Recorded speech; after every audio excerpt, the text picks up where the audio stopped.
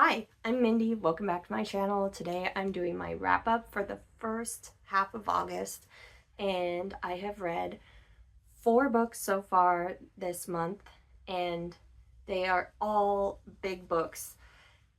I read these books for the Big Book Summer Challenge, hosted by Sue Jackson, and 2 of them I read for the Supersized, SuperSmall Summer Reading Challenge, which is hosted by the Paper Traveler, the GKBC, Liv Yammer, Nerdy Kathy, and myself.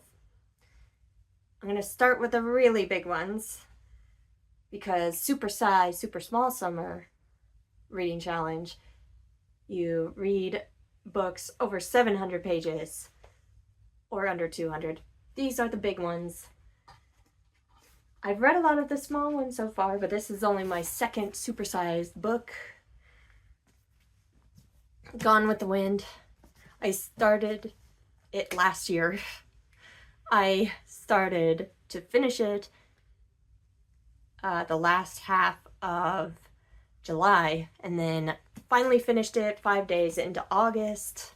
This is a classic novel taking place in the South just before, during, and just after the Civil War. So it's like spans pretty much the whole life of the main character. And I'm not sure I can see why people love this book. Very, very clear on why it was very popular. I was sucked in because it's written in such a, it's like a soap opera. No, it has like the most dislikable characters as the main 2 people. Scarlet and Rhett are definitely pieces of work. They're both very similar in a lot of ways. They're both self-serving, selfish, do whatever it takes to get what you want, what you need. Makes them survivors, also makes them detestable, I think. Anyway, but they're not like all bad. They'll have some really horrendous things that they do, and then they'll, show their heart and show that they are human. That is good character work. Very much shades of gray in here. But don't go into this book lightly. The racism is real. It's told from the perspective of a Southern belle during and after the Civil War. Lots of racism. It's making it seem like slavery's not that bad. And like, that's not really a good look.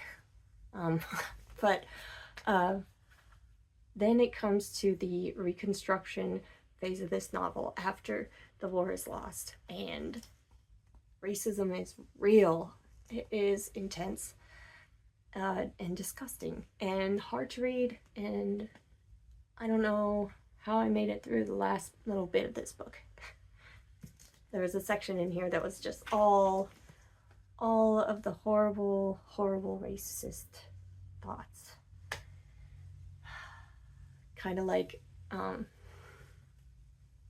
yeah, I did not want to be in the mind of Southern people that had lost everything in the war. I didn't want to know. I didn't want to sit in that world, but it's in here. And I think it would be very dishonest if it was any other way. So this is just a really hard setting and time period to write a book that's going to work nowadays. But this is a classic, and I guess it worked back in the day. Yeah, not careful on this one. And then my other supersized book that fits for Big Book Summer and Supersized, Super Small reading challenge is one that I wasn't going to count, but maybe I will. That was Our Share of Night by Mariana Enriquez. And I wasn't going to count this one because I listened to the audiobook, audio only, but it was a really long audiobook. It took almost a whole month, like half of last month and half of this month. So, I think I might count it. What do you guys think? Should I count an audiobook for this Big Book Challenge? Especially would like to hear what Sue Jackson and my co-host for the Supersized, Super Small Summer Reading Challenge thinks. Our Share of Night is a really long, it was too long, but it's a horror novel with a lot of occult elements. There is, the main character starts as a young boy and goes all the way through his adulthood. He grew up in a hard situation. His mother died, and then he and his dad have to move, and he's kind of abusive to him. The dad is kind of abusive to him, but he also really loves him. So he's kind of like Dr. Jekyll and Mr. Hyde. And the dad has like, he's stuck in this, he had a really hard life growing up. So it goes over his whole life growing up and this occult mess that they're stuck in, and the boys' hard life, and a lot of it is about the main character and his group of friends growing up. I liked some of it, and some of it just went on too long and wasn't focused enough at parts. It could have been more focused on a single storyline of the father and son and the occult, maybe, and less on the friends, or just the friends. I don't know. It was a lot. But I really liked parts of it, and I gave it 3 stars. Now, the next 2 are books in the 400-page range, 430-ish book pages. First one, so those are just for the Big Book Summer Challenge.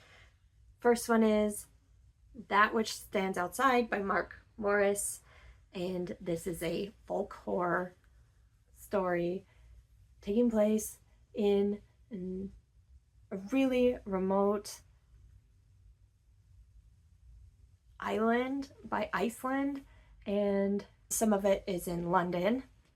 There's a guy from London meets a girl from this island. They go to the island and weird stuff happens. There's a whole lot more to it than that, but I don't want to spoil it. There's a folk horror elements. There's claustrophobic elements. I guess I'll stick with that. If you want to hear more, then I have a full review that has a little bit more. I liked it. I thought some parts were a little slow, but the ending was very exciting and fast, and there were some very tense moments. I gave that one 3.75 stars. The last book was also an arc, so I have a full review of this one as well. The Drowning House by Sherry Priest, which is a great summer horror book about another small isolated island, and a house washes up on shore.